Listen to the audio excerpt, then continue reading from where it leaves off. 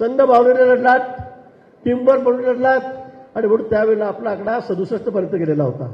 आणि म्हणून यावेळेला आता अनेक दिग्गज आपल्यामध्ये आल्यामुळे आपण आणि ते नवे जुने मिळून हा कुठलाही वाद न ठेवता आपल्याला 100चा आकडा या ठिकाणी कुठल्याही परिस्थितीमध्ये पार करायचा आहे. आणि त्यासाठी आपण सगळ्यांनी आजपासून सज्ज व्हावं एवढंच आव्हान आम्ही आपल्याला या ठिकाणी करतो. आज माननीय रवींद्रजी आपल्याकडे या ठिकाणी आलेले आहेत. सगळ्या महाराष्ट्रावरचा दौरा सुरू आहे. मुंबईला आहे, पुण्याला आहे, पिंपरी चिंचवडला आहे, ठाण्याला आहे, नाशिकला आहे, नागपूरला आहे, सगळ्या ठिकाणी निवडणुका आहेत. मी आपल्याला दाव्याने सांगेन, जे मी म्हणतायत आम्ही एकत्र झालो होऊ द्या. 16 तारखेला निकाल लागेल त्यावेळेला आपण बघा.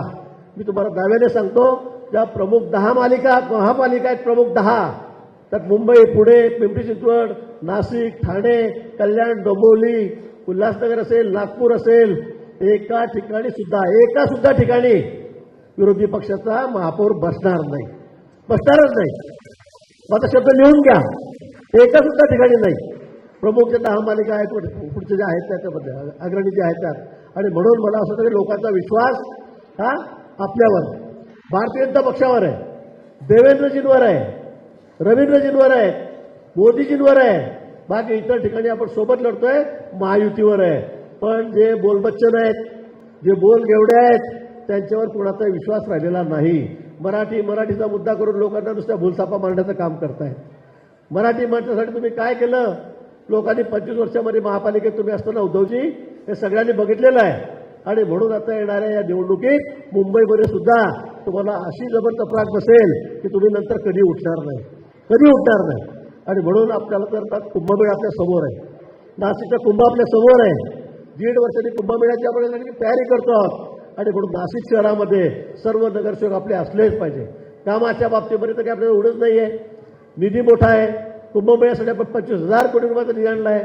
शहरातले सगळे रस्ते आता आपण व्हाईट टॉप करतोय, सिमेंटचे करतोय, ड्रेनेजची व्यवस्था करतोय, STP प्लॅन या ठिकाणी सुरू आहे. वृक्षारोपण, काही नरेटिव्ह आहेत लेफ्टिस्ट काही, त्यांनी फार अंगात आणलं होतं.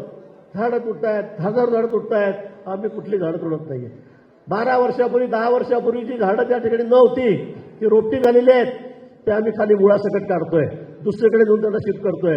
आणि त्याच्या बदल्यामध्ये मी सांगितलं की आम्ही 15,000 झाडं या ठिकाणी नाशिक शहरात दररोज ट्रक येत आहेत, दररोज वृक्ष पडत आहे. 20-20 फुटाची झाडं आम्ही डायरेक्ट त्या ठिकाणी लावतो आणि त्याची निगा सुद्धा राखतो. आणि म्हणून काही लोकांना असं वाटतं की कुंभमेळ्यामध्ये कशी अडचण निर्माण करता येईल, तिथे कसं तरी काय खोड काढता येईल. आणि म्हणून काही लोकांचा प्रयत्न चाललेला आहे. अजिबात भूलसापांना बळी पडू नका.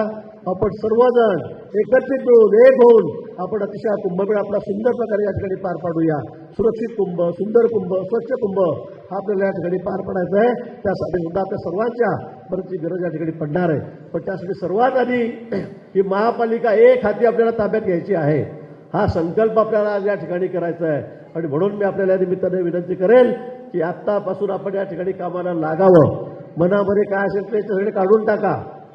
निश्चित मी पुन्हा सांगेल की अनेक लोकांना वाईट वाटलेलं आहे. प्रमुख कार्यकर्ते मी कालपासून 200-300 जुन्या कार्यकर्त्यांना भेटलो, त्यांनी फॉर्म भरले होते, त्यांना माघार घ्यायला विनंती केली, त्यांनी सगळ्यांनी माघार घेतली. 10-5% राहून गेले असतील. पुन्हा आपण जाहीर माघार घेण्याच्या संदर्भामध्ये त्यांना विनंती करू. पण आपण सर्वांनी मिळून भारतीय जनता पक्षाचे उमेदवार 122 त्यांना या ठिकाणी निवडून आणायचं आहे. युती आपण केली असती, पण युती केली असती अजून कोणी समोर 40-25 जागा मागतायत, राष्ट्रवादीवाले 30 जागा मागतायत. जर आपल्या 70 जागा केल्या असत्या तर 50 जागेमध्ये आपण काय लढलो असतो. आज 122 जागा घेऊन सुद्धा आपल्यामध्ये एवढी तीव्र नाराजी आहे. कार्यकर्ते रडतायत, नाराज होत आहेत. तर 70 जागा 50 जागा आपण लढलो असतो तर मग फारच मोठा उद्रेक झाला असता. आणि म्हणून मला असं वाटतं की आपण युती न करण्याचा निर्णय, त्याचा आकडा एवढा मोठा होता की त्यामुळे आपण तो या ठिकाणी घेतला. आणि आता आपण 122 जण या ठिकाणी लढतो आहोत. आणि म्हणून मी पुन्हा आपल्याला विनंती करेल की आता कुठेही मनामध्ये किंतु परंतु ठेवू नका. नवे जुने सगळे एकत्र मिळून, नाही तर 4 मध्ये याला सोड, त्याला सोड, याला धर असं अजिबात करू नका. 2 कंबळ चालवा, 2 बत्ते चालवा असं अजिबात होता कामा नये. प्रभागचे प्रभाग सगळे 4चे 4 उमेदवार हे आपले त्या ठिकाणी विजयी झालेच पाहिजे, कुठल्याही परिस्थितीमध्ये जाहीर झाले पाहिजे. एवढीच अपेक्षा मी आपल्याकडे या ठिकाणी व्यक्त करतो. पुन्हा आपल्याला माननीय आपले अध्यक्ष आहेत रवींद्रजी.